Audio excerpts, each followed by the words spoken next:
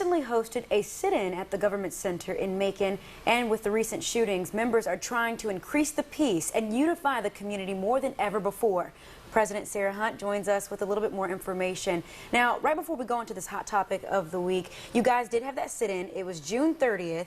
What were your goals and were they accomplished? Our goal was to bring the community, to bring the attention to what's going on in Macon, Bibb County, and in the nation as far as gun violence is concerned. We have been trying to get legislature passed to do some gun controls, and the guns are getting in the hands of too many people that should not have them because we don't have proper checks and balances, and that is one strong issue that we have been working very hard concerning for the past year and a half. National Action Network, along with Congress in Washington, D.C., Congressman John Lewis and some of the others we've been working with. So for that day, your goals were accomplished, or were they, is it something that you have to continue? I feel like they were our goal was to bring the attention and to get some conversation going, which we did.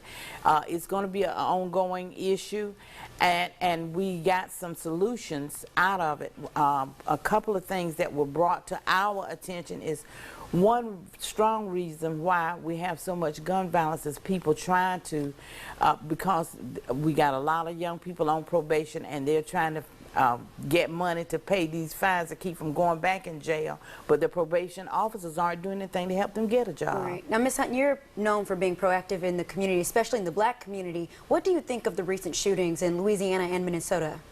I think it's an outrage, and one good thing I'm happy about that there were people there with their phones, their cell phones, and they taped the entire incidents. Both of them were taped, and as a result of that, now the Justice Department is coming in immediately. You know, the Justice Department usually sits back and let the local and the state handle it before they come in. They're usually the last resort, but this time they're in on the beginning, and I think it's because of people being proactive by using their phones to record.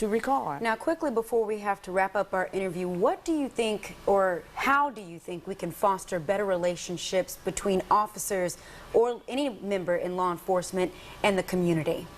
One thing I think can happen, and it's happening here, that when the community is having, we have a lot of community activities. We have a group here called SMART Incorporated, headed up by Antonio Lewis Ross and his mother, that are members of National Action Network in the South Macon area. And whenever they have activities, the police department is there, supporting, being present. The walkthroughs that the police department is doing now in the communities, going knocking on doors, letting people know that they're available to them. The sheriff being accessible to people for them to be able to call him and discuss things that they feel like is going on. Also, we have another group out in the Freedom Park area. Mrs. Jackie Fuller and her team is leading that up, and they're trying to draw the community together.